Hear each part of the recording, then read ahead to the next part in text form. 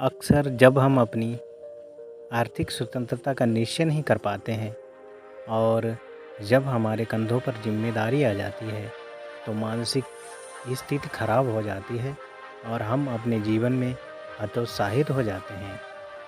तब ज़िंदगी रसहीन मालूम पड़ती है और हमें अपना जीवन बहुत ही कष्टप्रद मालूम पड़ता है।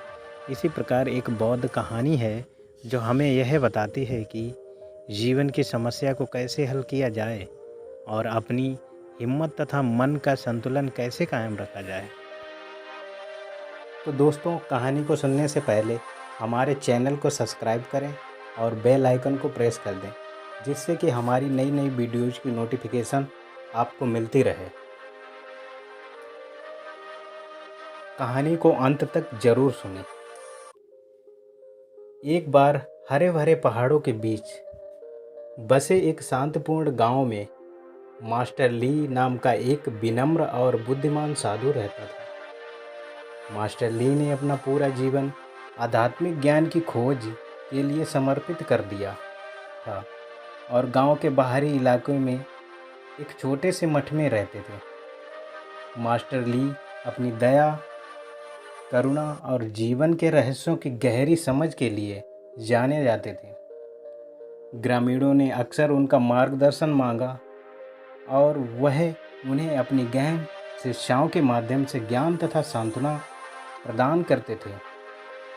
लोग न केवल उनके ज्ञान के लिए बल्कि उनके कोमल आचरण और परेशान दिलों को शांति देने की क्षमता के लिए भी उनकी प्रशंसा करते थे। एक दिन मेई नाम की एक युवती भारी मन से मास्टर ली के पास पहुंची।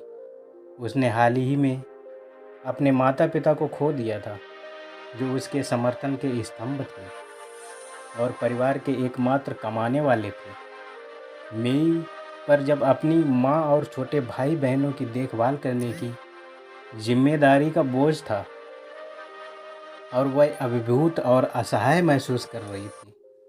मास्टर ली ने मेई की दुख भरी कहानी को ध्यान से सुना। उनकी आंखें करुणा से भरी हुई थीं। उसने धीरे से उसके कंधों पर हाथ रखा और कहा, मेरे प्यारे बच्चे, जीवन चुनौतियों और अप्रत्याशित मोड़ों से भरा हुआ है, लेकिन हर चुनौती के भीतर विकास और परिवर्तन का अवसर होता है। उन्होंने मेई के साथ एक छोटे से बीज की कहानी साझा की, जो एक सुंदर फूल में विकसित होता है। मास्टर ली ने समझाया, बीज की तरह आपके पास किसी भी प्रतिकूलता का सामना करने की ताकत और लचीलापन है। अपनी आंतरिक शक्ति को खोजने और अपने परिवार को प्रदान करने के अवसर के रूप में अपनी वर्तमान स्थिति को अपनाएं। मास्टर ली के शब्दों से प्रेरित होकर मेई ने महसूस किया कि वह अपनी क्षमताओं को कम आंक रही थी। उन्होंने साहस और दृढ़ संकल्प के साथ अपनी जिम्मेदारियों का सामना करने का संकल्प लिया, यह जानते हुए कि वह अपने भीतर लचीलेपन के बीज लिए हुए है। दिन हफ्तों में और हफ्ते महीनों में बदल गए।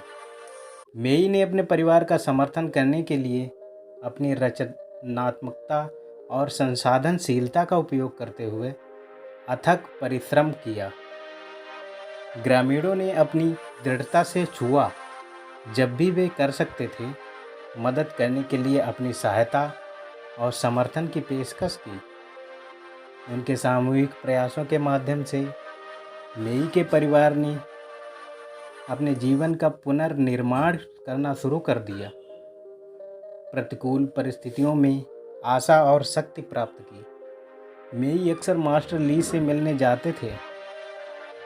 उनके मार्गदर्शन और उनके जीवन पर उनके द्वारा किए गए सकारात्मक प्रभाव के लिए आभार व्यक्त करते थे। बुद्धिमान भिक्षु मुस्कुराते थे और उसे याद दिलाते थे, याद रखें मेरे प्रिय मेई, यह अपनी आंतरिक शक्ति और दृढ़ संकल्प था जिसने इस परिवर्तन को लाया।